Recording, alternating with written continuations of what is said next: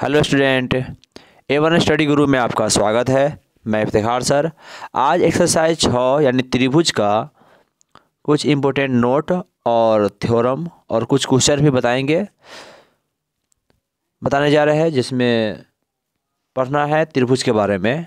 त्रिभुज में सबसे पहले पढ़ना है समरूप और सर्वांगसम के बारे में। मतलब पहले सर्वांगसम पढ़ेंगे, फिर समरूप पढ़ेंगे, दोनों में अंतर समझेंगे और फिर चैप्टर शुरू करेंगे। पहला चीज़ होता है, स्टार्ट देखिए, सर्वांग सम होता है। त्रिभुज के बारे में कहा जाता है सर्वांग सम होता क्या है। सर्वांग सम का मतलब होता है कि जब दो आकृति क्या होता है, जब दो आकृति के भुजा एवं कोण बराबर हो तो वो सर्वांगसम होते हैं। दोनों आकृति बराबर रहता है तो सर्वांगसम होता है। हम त्रिभुज पढ़ेंगे तो कहा जाता है कि दो त्रिभुज है, मान लीजिए क्या त्रिभुज है, दो त्रिभुज है, दो से अधिक भी होते हैं, दो त्रिभुज की तीनों भुजा तथा तीनों कोण आपस में बराबर क्या हो, तथा तीनों कोण आपस में बराबर हो तो उसे हम सर्वांगसम कहते हैं। क्या कहते हैं? बराबर हो तो उसे सर्वांगसम कहते हैं। जैसे दो चित्र बना हुआ, ठीक है, नामाकरण दिए यहाँ पर, इसका नाम हुआ ABC, ये हुआ। अब आते हैं यहाँ पर तीनों की जगह पर कर दिया तीनों संगत भुजा। ध्यान सुनिएगा, संगत भुजा और तीनों संगत कोण बराबर हो। जैसे ABC है, एक कोण है DEF है। कहा गया कि AB का मान DE के बराबर हो, BC का मान आपको EF के बराबर हो और AC का मान DE के बराबर हो, यानी तीनों संगत भुजा बराबर रहेगा।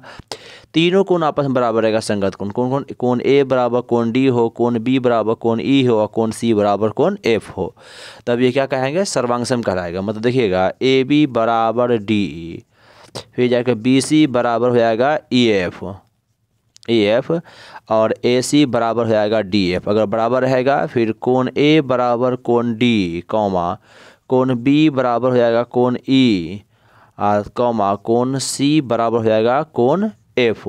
तो जब तीनों संगत भुजा बराबर है और तीनों संगत कोण बराबर है तो ये दोनों त्रिभुज जो है, त्रिभुज ABC और त्रिभुज DEF जो होता है ना, एक दूसरे के सर्वांगसम होते। क्या होते हैं? सर्वांगसम। क्लियर है? सर्वांगसम में ध्यान रखिएगा, तीनों संगत भुजा बराबर होते हैं और तीनों संगत कोण क्या होते हैं? बराबर होते हैं, तो ये सर्वांगसम होते हैं। ध्यान रखिएगा। अब आते हैं समरूप के बारे में। समरूप क्या होता है? समरूप में कहा जाता है कि दो त्रिभुज है, ठीक है, दो त्रिभुज की तीनों संगत भुजाएं, तीनों संगत भुजा समानुपाती हो। समानुपाती का मतलब होता है एक ही अनुपात में हो, समानुपाती हो तथा तीनों संगत कोण बराबर हो। क्या हो? बराबर हो तो उसे समरूप कहा जाता है। क्या कहा जाएगा? समरूप कहा जाता है। यानी समरूप कैसे होता है? तो कहते हैं कि दो त्रिभुज है, दो त्रिभुज के तीनों संगत भुजा समानुपाती है। तीनों भुजा क्या है? समानुपाती है और तीनों कोण बराबर हो। कोण बराबर ही रहेगा लेकिन तीनों संगत भुजा क्या होता है? समानुपाती होगा, तो क्या कहलाएंगे? समरूप कहलाएंगे। जैसे दो आकृति है, नामाकरण हम यहाँ पर वही देते सेम ABC, यहाँ देते हम DEF। यहाँ भुजा बराबर नहीं होगा, समानुपाती होगा। मतलब AB, ये AB है और ये DE है, तो AB बट्टा D है, AB और DE का अनुपात होगा, BC और EF का अनुपात होगा। अनुपात मतलब बट्टा होता है, BC और EF का अनुपात होगा और AC और DF का अनुपात होगा ना, ये सब आपस में क्या हो जाते हैं? AC और DF का अनुपात आपस में बराबर हो। क्या कहते हैं? तीनों संगत भुजाएं समानुपाती हो, मतलब तीनों संगत भुजाएं का अनुपात आपस में क्या होगा? बराबर होगा। जैसे AB बट्टा DE, BC बट्टा EF और AC बट्टा DF क्या होता है? आपस में बराबर होंगे। तथा कोण A बराबर कोण D होगा, कोण B बराबर कोण E होगा और कोण C बराबर कोण F होगा। तो ये दोनों आपस में क्या होता है? समरूप होते हैं। यानी त्रिभुज ABC समरूप होंगे त्रिभुज DEF के। क्लियर है। अब दोनों में ध्यान रखना है कि जब भी समरूप पूछे तो समरूप बोलेंगे। समरूप कैसे होगा तो कहेंगे तीनों संगत भुजा क्या होना चाहिए, समानुपाती हो तथा तीनों कोण बराबर हो। तीनों संगत कोण तो क्या होंगे, समरूप होंगे। सवाल में ये भी रहता है उल्टा कि अगर तीनों संगत भुजाएं समानुपाती हो तो क्या कहलाएंगे, तो समरूप कहलाएंगे। तीनों कोण बराबर हो तो क्या कहलाएंगे, समरूप कहलाएंगे। ध्यान सुनिएगा, समरूप होने का शर्त है कि तीनों भुजाएं क्या होना चाहिए, आपस में समानुपाती होना चाहिए और तीनों कोण बराबर होना चाहिए।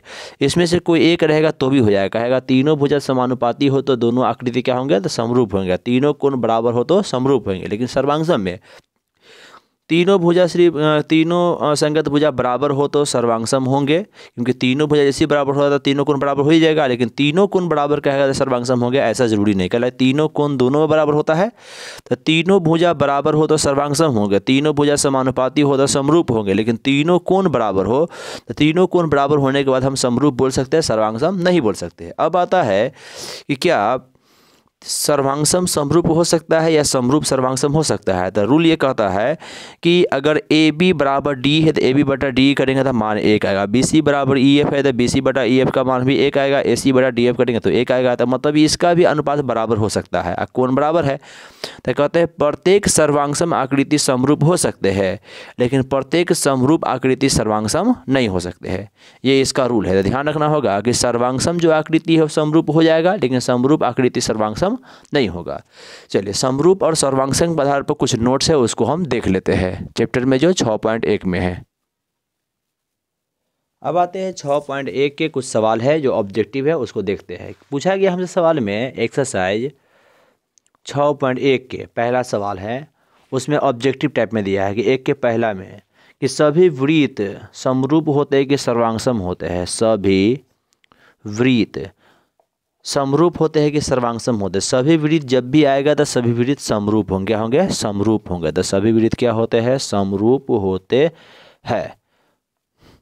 आप ध्यान दीजिएगा, ऑब्जेक्टिव में सभी वृत्त भी रहेगा और दो वृत्त भी रहेगा। दो वृत्त रहेगा तो भी समरूप होते हैं, सभी वृत्त रहेगा तो भी क्या होते हैं, समरूप होते हैं। दूसरा नंबर पूछा गया है कि सभी वर्ग होते हैं। सभी वर्ग क्या होते हैं, इसमें सभी वर्ग, ये वर्ग भी रहेगा तो भी समरूप होते, क्या होते हैं, समरूप होते हैं। तीसरा है कि सभी डॉट डॉट त्रिभुज समरूप होते हैं। सभी समबाहु त्रिभुज का होते हैं, समरूप होते हैं। ये तीनों नोट ध्यान रखिएगा। सभी समबाहु त्रिभुज, कौन त्रिभुज, समबाहु त्रिभुज समरूप होते हैं। ये तीनों हमेशा ऑब्जेक्टिव में आता रहता है। अब इसको ध्यान रखिएगा। सभी वृत्त समरूप होते हैं या दो वृत्त समरूप होते हैं। सभी वर्ग समरूप होते हैं या दो वर्ग समरूप होते हैं। सभी समबाहु त्रिभुज समरूप होते हैं या दो समबाहु त्रिभुज क्या होते हैं, समरूप होते हैं। अब आता है चौथा नोट जो इम्पोर्टेंट है कि भुजाओं के समान संख्या वाले दो बहुभुज समरूप होते हैं। समरूप कब होता है, तो समरूप होने का शर्त दो गो है। कौन कौन शर्त है, उनकी संगत भुजाएं समानुपाती हो और उनकी संगत कौन क्या होना चाहिए, बराबर हो। उनकी लिखा हुआ है कि उनकी संगत क्या होना चाहिए, संगत भुजा समानुपाती हो, क्या हो, समानुपाती हो। संगत भुजा क्या होना चाहिए, समानुपाती हो। और दूसरा शर्त होता है कि उनकी संगत का कोण बराबर हो। उनकी संगत कोण बराबर हो, संगत कोण बराबर हो। ये इसका नोट है जो ध्यान रखिएगा। तीन चीज, पहला सभी वृत्त समरूप होते हैं या दो वृत्त समरूप होते हैं, या दूसरा हो जाएगा सभी वर्ग समरूप होते हैं या सभी वर्ग समरूप होते हैं। तीसरा हो जाएगा सभी समबाहु त्रिभुज समरूप होते हैं, या यहाँ पर रहेगा दो, तो दो समबाहु त्रिभुज भी समरूप होते हैं। अगला है कि समरूप का शर्त, कि समरूप की क्या शर्त है, तो समरूप का शर्त होता है कि उनकी संगत भुजाएं समानुपाती हो और उनकी संगत कोण बराबर हो। संगत भुजा समानुपाती हो, संगत कोण क्या होना चाहिए, बराबर हो, तो क्या होते हैं, आपस में समरूप होते हैं। क्लियर है। और ये नोट हमेशा ऑब्जेक्टिव में आते रहते हैं, इसको ध्यान रखिएगा। क्लियर है। समरूप त्रिभुज के लिए कुछ नोट है, जो नोट हम देखते हैं। समरूप त्रिभुज के लिए नोट नंबर पहला है, कहता है कि दो त्रिभुज अगर समरूप हो, क्या हो, दो त्रिभुज यदि समरूप हो, समरूप हो तो उनके या उसके क्षेत्रफलों का अनुपात, जो क्षेत्रफल होता है ना, क्षेत्रफलों का अनुपात, क्षेत्रफलों का अनुपात संगत भुजा के वर्गों के अनुपात के बराबर होता है। संगत भुजा के वर्गों के अनुपात के बराबर होता है। अनुपात के बराबर होता है। यानी कहा गया कि दो त्रिभुज अगर समरूप होगा ना तो उसके क्षेत्रफलों का अनुपात उसके संगत भुजा का अनुपात, संगत भुजा के वर्गों के अनुपात के बराबर होगा। मतलब कह रहा है कि दो त्रिभुज है, मान लिया कि एक त्रिभुज है, आपको नामकरण दे दिया ABC दे दिया, ABC, ए को दे दिया DEF, ठीक है। अब पहले से कह दिया कि दोनों आपस में क्या है, समरूप है। तो कह रहा है कि त्रिभुज यानी क्षेत्रफल के बारे में कह रहा है, तो एरिया AREA, एरिया ऑफ त्रिभुज ABC और एरिया ऑफ त्रिभुज DEF, यानी दोनों का अनुपात जो हो जाएगा DEF। इस दोनों का जो क्षेत्रफल का अनुपात हुआ, यानी क्षेत्रफल को जो बट्टा में किए है उसके संगत भुजा के वर्गों का अनुपात के बराबर, यानी AB या संगत भुजा इसका DE है तो AB बट्टा DE का वर्ग, इधर BC बट्टा EF के वर्ग, और इधर हो जाएगा AC बट्टा DF के वर्ग, ठीक है ना। इस सब के वर्गों का अनुपात के बराबर है। क्या कह रहा है कि अगर समरूप होगा तो कंडीशन है कि उसके क्षेत्रफलों का अनुपात उसके संगत भुजा के वर्गों के अनुपात के बराबर होगा।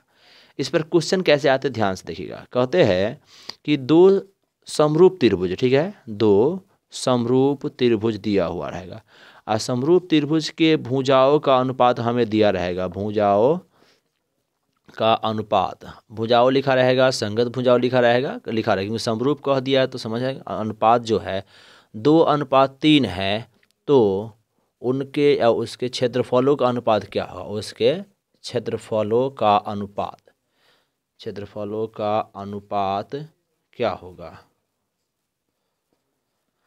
यानी कि कह रहा है कि भुजाओं का अनुपात 2:3 है। भुजाओं का अनुपात के मतलब होता है कि जैसे दो त्रिभुज है, दो त्रिभुज के भुजाओं का अनुपात 2:3 है। मतलब क्या हुआ कि संगत भुजा कौन होता है, AB बट्टा DE होता है। भुजाओं का अनुपात दिया है 2/3, तो हमें कर रहा है क्षेत्रफल का अनुपात, मतलब कि त्रिभुज ABC का क्षेत्रफल जो है, त्रिभुज ABC का क्षेत्रफल और एरिया ऑफ त्रिभुज DEF है ना, है त्रिभुज DEF का क्षेत्रफल जो है उसका अनुपात क्या होता है, भुजाओं के वर्ग अनुपात बराबर होता है, यानी AB बट्टा DE के वर्ग के अनुपात के बराबर होता है। ध्यान सुनिएगा, दोनों के क्षेत्रफलों का जो अनुपात होता है भुजा के वर्गों के अनुपात के बराबर होता है। अब भुजा का अनुपात कितना है, 2/3 है। 2/3 का वर्ग करेंगे तो हो जाएगा 2 का स्क्वायर 4 और 3 का स्क्वायर हो जाएगा 9, यानी 4:9 हो जाएगा। ये क्या है, इसका आंसर है। क्लियर है। यानी हमें सवाल में ध्यान देना है कि जब भी कभी भुजा का अनुपात दिया रहेगा ना, क्षेत्रफल का अनुपात पूछेगा ना, तो क्षेत्रफल के अनुपात का मतलब होता है कि जो भी भुजा का अनुपात रहेगा उसके स्क्वायर के बराबर है। यानी कि हमें भुजा का अनुपात दिया है 2:3, तो 2:3 की स्क्वायर करेंगे, 2 के स्क्वायर 4 और 3 के स्क्वायर 9, तो हो जाएगा 9।